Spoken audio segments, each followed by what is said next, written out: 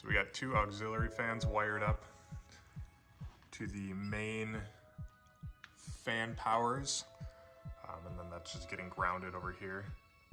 So we'll see if that functions for the AC system. Got my oil pan off. Look great in there.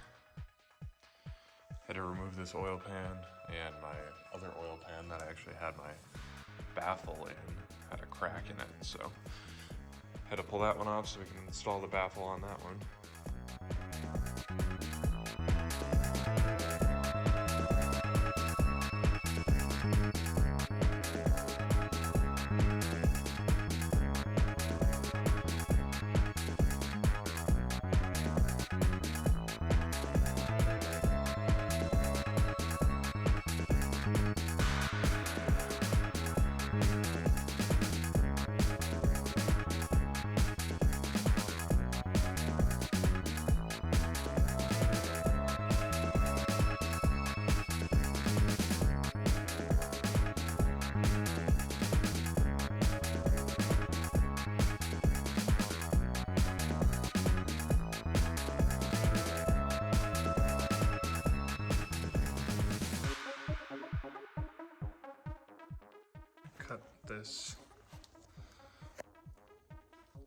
I cut this section out just to clearance a little bit for the intercooler piping. Looks fine. I'm gonna clean it up a little bit, just kind of sand it, give it a quick layer of paint. This side I have what I'm going to do there. I'm gonna come up here, go back over here, and up to the throttle body. I do want to keep my ABS, so kind of leave that intact.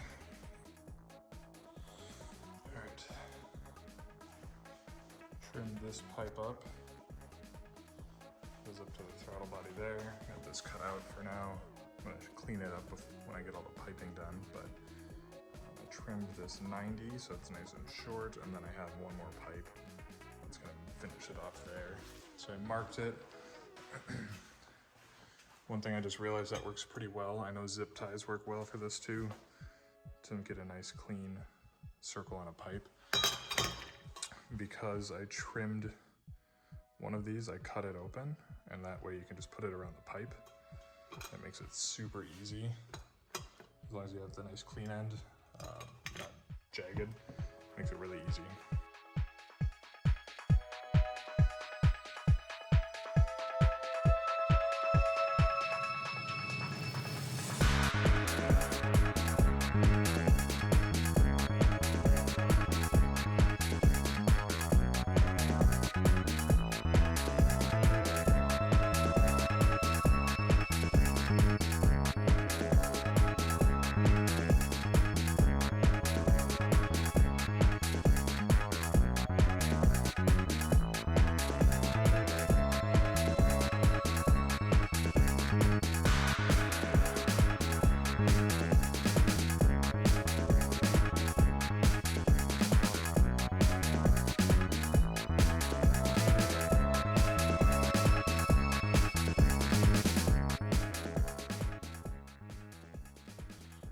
This painted. I'm gonna put just a little bit of foam around the edge just to keep it, if it does make any contact or rub, it won't rub through. I'm also going to start pulling out the oil pressure sending unit, which is down here. You see it right there. Just gotta make one final turn here, just to go around this corner up to the throttle body there. I know it's not the most direct or the cleanest, but this is kind of the way I'm doing it, just so I can maintain my ABS. I do want to make sure I can keep that, so.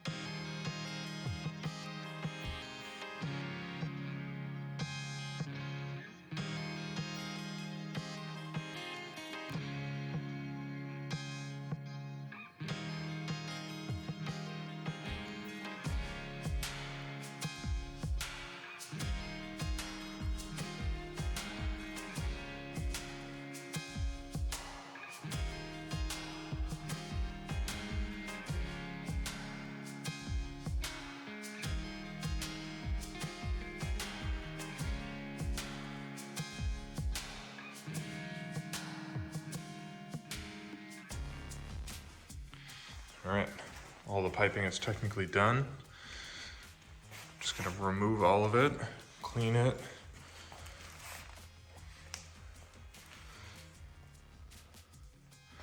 This will probably get rotated down. Clean all of it and then start bead rolling. All right, so I don't have a bead roller. Bought this tool off of Amazon. It's literally just a wire crimper. I know a lot of people have modified other ones. This one you don't need to modify. It works pretty well. So here's kind of what the final result will look like. Looks okay. Definitely could be a lot worse. But for doing it kind of without the proper tools, I'm pretty satisfied with it. So here's kind of how it works.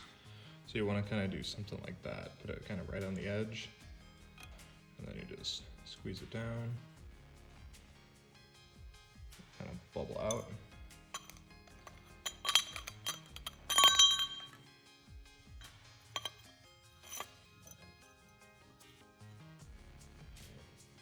And that's it. Takes a couple minutes to do each end, so a little time consuming.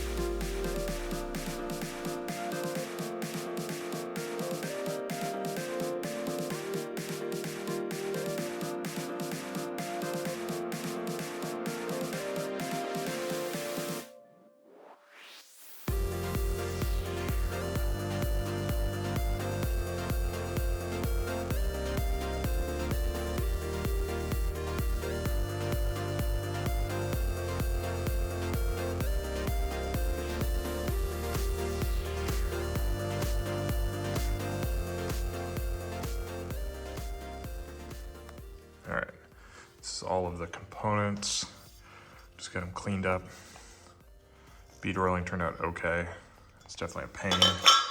I don't know if I'd recommend using this tool. Works, but it just takes a while, so it really depends on what your time's worth. Almost be better off just bringing it somewhere, getting it bead rolled and bringing it home. Figuring out some of the little details. Took the compressor housing off. I'm gonna go ahead and tap the compressor housing for a push lock fitting. So I can run that to my MAC valve. So I'm probably gonna mount the MAC valve probably down here.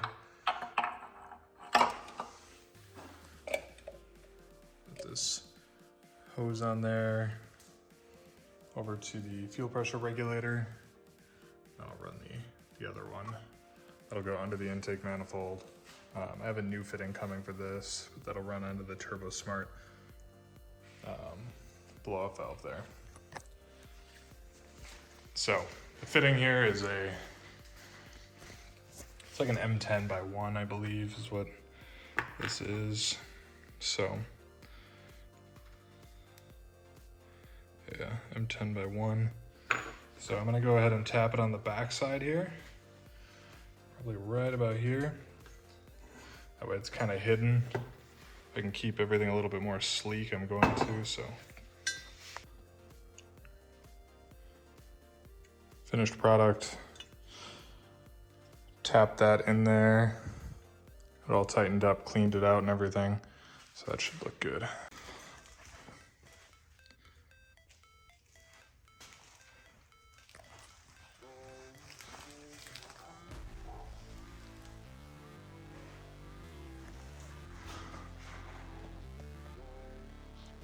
So this is what I came up with. -3 feed line into a NPT to -3 adapter, which I just got off of Amazon. This adapter I got off of eBay. It's actually for an E30. I tried a bunch of these other adapters, but pretty much I just ordered the wrong stuff, to be honest, and I just ended up starting from scratch. And I got this oil pressure and temperature sensor from a place called Low Dollar Motorsports. So I think this was like, I don't know, $100 or something for this sensor. So it is something I wanted either way. I just decided to bite the bullet, do it right, get it now. So I'll take this off just to show you guys this fitting. So this is that adapter fitting. I think it's 1/8 NPT to -AN.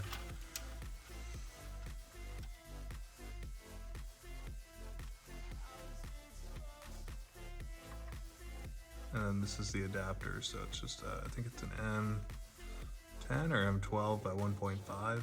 That's an NPT, and that's an NPT. So that fits perfect. So if I were doing this, I would definitely just go this route. It's a pretty good quality piece. It's on eBay. I think it's a guy out of Missouri or something that sells them. So there's a couple more little things and just kind of cleaned up the engine bay a little bit. So put my HVAC plate back in, got all that bolted on.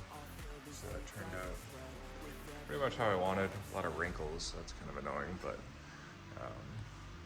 just put a little bit of that heat tape right there as well. Turbo feed line is done and tight.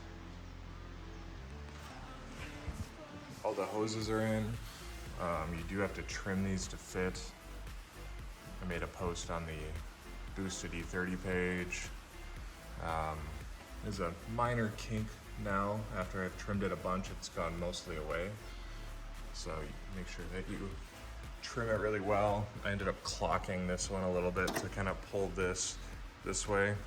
So I just twisted it and it naturally pulled the rest of the hose that way. So it could sit a little bit better. I just didn't want to zip tie it if I didn't have to. So there's room there. Got all those on. Everything's looking pretty much complete, to be honest. Throttle cable's in. Harnesses are all kind of cleaned up. I do need to get new bolts for my wastegate and my screamer pipe flange, just because the bolts that I had around here just didn't work. I need like a button head Allen. So yeah, everything's looking good. I did have to run a boost reference to my ECU. Look under the car here at the feed and drain. So here's the feed line. It's kind of what I ended up with. So this fitting wasn't too bad, the one I was telling you guys about on eBay. I think my only gripe with it was I tried probably 5 or 6 times to get it clocked differently, and it just kept ending, like that's kind of where it got snug. So I'm hoping it doesn't leak. Other than that, I can't put my fitting in that port. And I don't want to give it another 3/4 of a turn. It's just going to be way too much. So we'll give that a shot. If it leaks, I'll have to kind of reassess, see if I can do anything else. I tried double stacking crush washers, and yeah, we'll see. So that's our oil pressure temperature sensor. Gotta get that wired in. I got these block off plugs for the cooler lines. It's probably only going to be temporary. I'm sure I'll end up with an oil cooler. Turbo drain, not exactly what I wanted, but it does maintain a downhill stream the whole way. I don't foresee it causing any issues, to be honest. Put a couple self-tappers just to help hold the radiator in. Just those two there. Still does have the clips, but I was just not super happy with how well it was holding the radiator.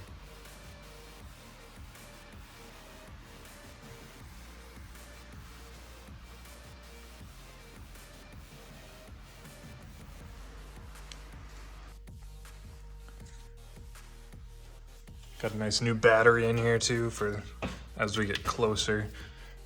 That's gonna wrap up our video though today. Hopefully you guys enjoyed this. I'm just gonna keep on going with all the stuff I have. We're getting really close. First start is scheduled, finishing up the wiring, need an exhaust, all sorts of stuff coming soon.